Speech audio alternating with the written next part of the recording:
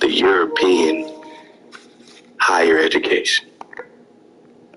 Several of our young people were formerly brought up at the colleges of northern provinces. They were instructed in all your science. But when they came back to us, they were bad runners, ignorant of every means of living in the woods, unable to bear either cold or hunger.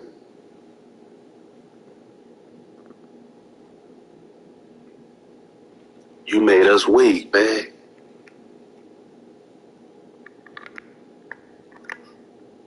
I mean, all praise to Allah, that we can start forming our communities and learning how to live, off the grid a little bit and learning how to, get ourselves back into, that dragon shape that we're supposed to be in. But going after their schools and shut our culture off and made us go after their culture, man. Look what happened to the culture.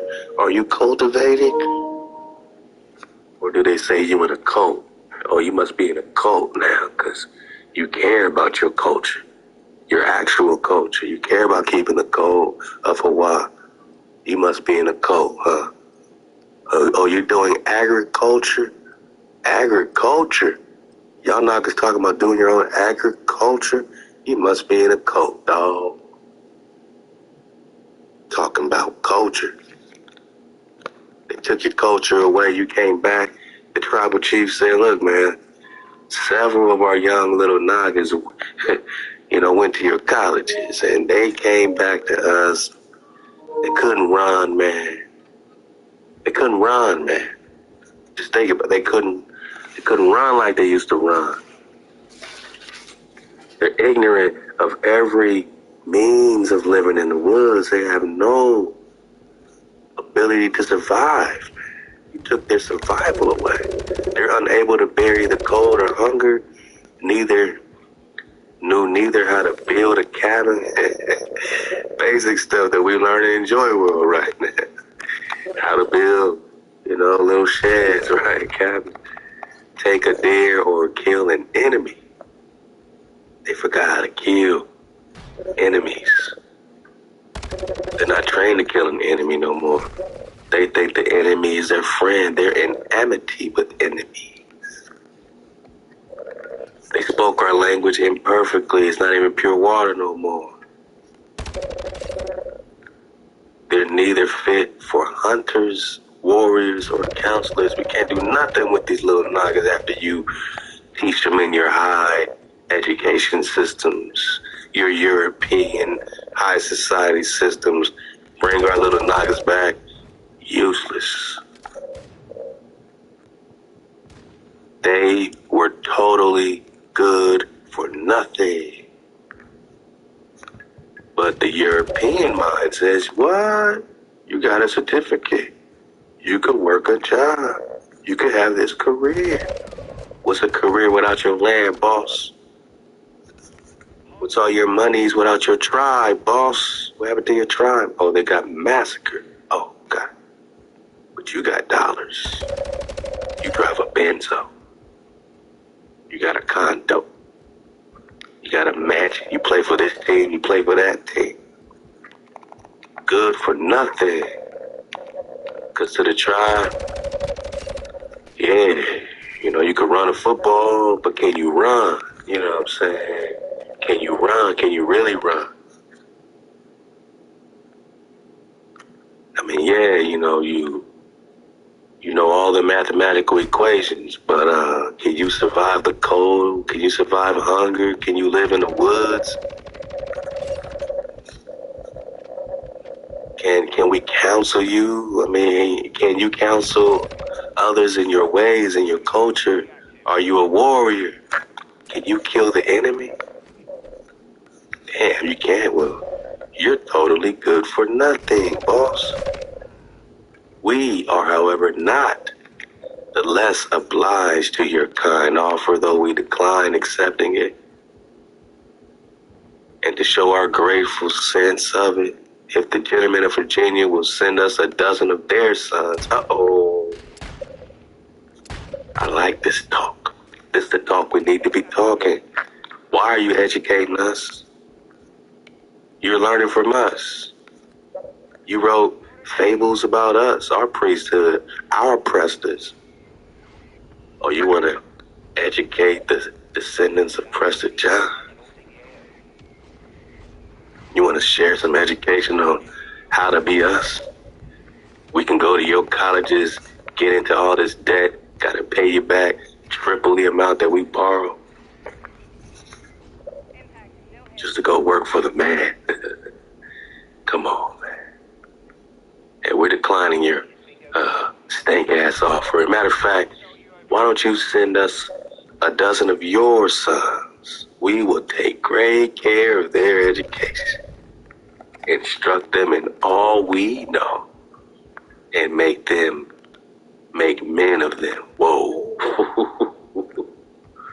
In your face, Bo. I love that speech, man. That's in the Senate Report 1969, page 140, so no play.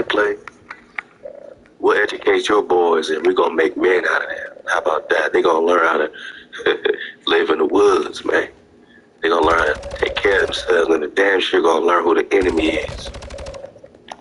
Oh, you don't want that? So why would we want your snake ass education, man? I like this though. Because now we just care about Brown University. Oh, my daughter's getting into Columbia, yeah.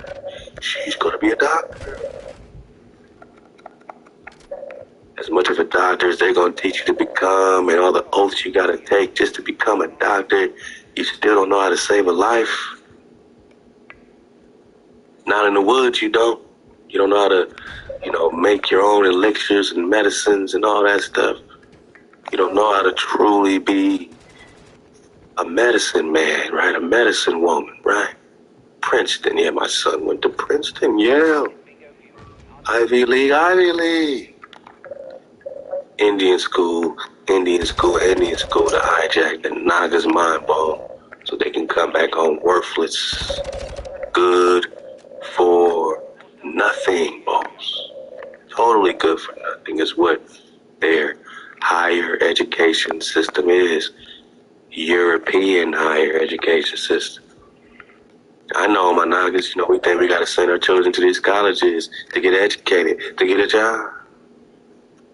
Man, buy them some land and watch them pop off, man. We learn to educate ourselves again. To be bosses, to run businesses, to be supported by our own community, and we learn we don't need that much. We don't need a million, cajillion of their paper fiat monies. We need to tap in to our inheritance. That's that ancient love song. You already rich, my nugget. You just figured it out. This is your land. This is your land. The Kumse's trying to tell a nugget. Right, Shawnee Chief. Formerly a Native American Confederacy promoting intertribal unity. We ain't heard that in a minute, because these tribes today ain't trying to unify with us. Copper-colored cons found here. They want to take our titles. They want to paint their images on the Kumse.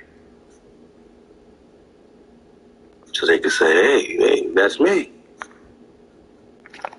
You can't take them off of this. They proud of this. We are the sons and daughters of the Kumse. Yeah, based on this sketch, right?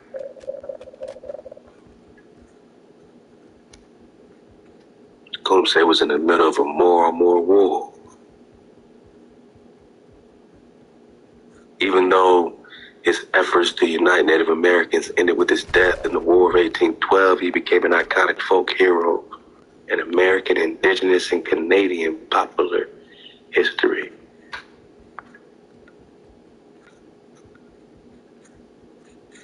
All this he had to go through just to get to the point, of checking all these drives for all these treaties, being born in Ohio at a time when the far-flung Shawnees were reuniting in their Ohio country homeland during his childhood. The Shawnees lost territory to the expanding American colonies and a series of border conflicts.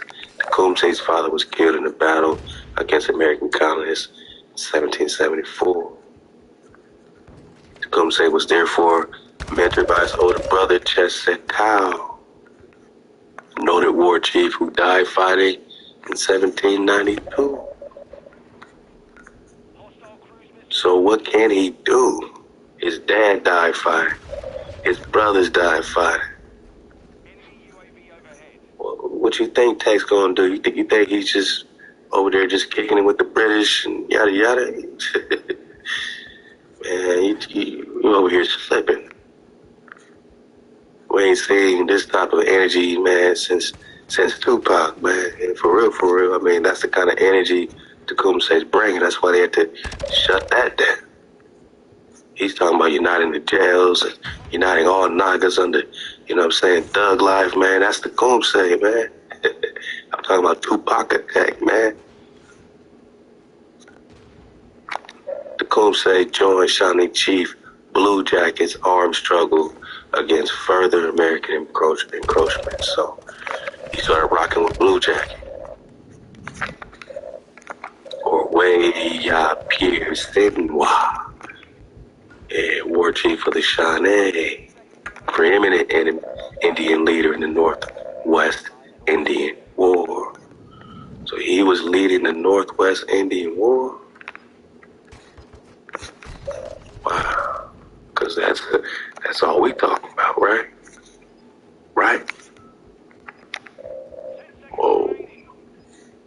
And this is primarily popping off after their Treaty of Paris situation and Fort Finney situation where they're giving up damn near all of Ohio, right? Their homeland.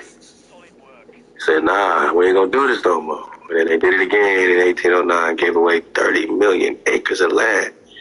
Tecumseh said, we ain't gonna do this no more. We're going to war for this. We ain't giving up no more land. Now Naga try to buy land. Why you buying land? I don't get it. You don't understand any of these wars, man. But my real Nagas, you know what I'm saying? They understand a Naga, what it means to put our Naga field flag up, man. We represent for the Chickamauga.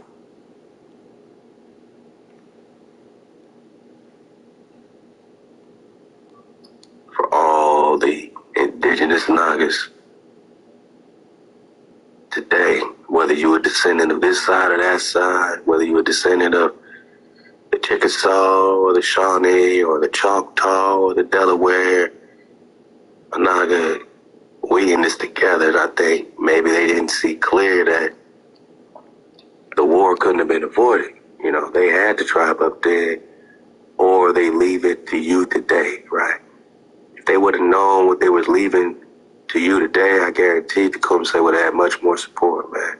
But today we have a chance to make a difference.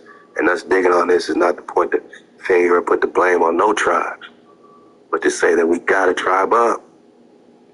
And our mission to tribe up is the same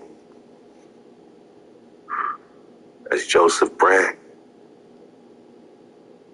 the three councils, Tecumseh, and of course, what we're talking about here, the inter-tribal, tribe up, unity under Blue Jacket.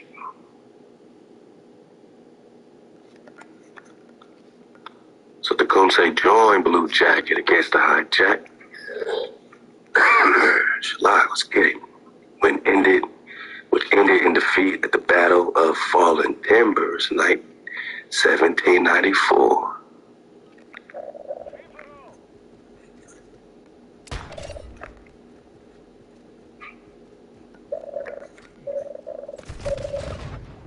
So whatever this defeat is, you see that there is a demarcation. There's suddenly no major war, and suddenly this whole roundup, all this stuff was brewing just to pop back up with the Tecumseh War. From that point, we on and popping. On it popping, my nigga, when were you a slave? They say slaves were brought here to 1600s, my nigga. And what was the slave doing during all this war? You thought it was just some white people war? American Revolutionary War, white British, white, American Anglos. The whole entire war, whatever war they call it. Philippine War, Mexico War. All this is still you. Banana wars. Even the Vietnam. My dad was in Vietnam.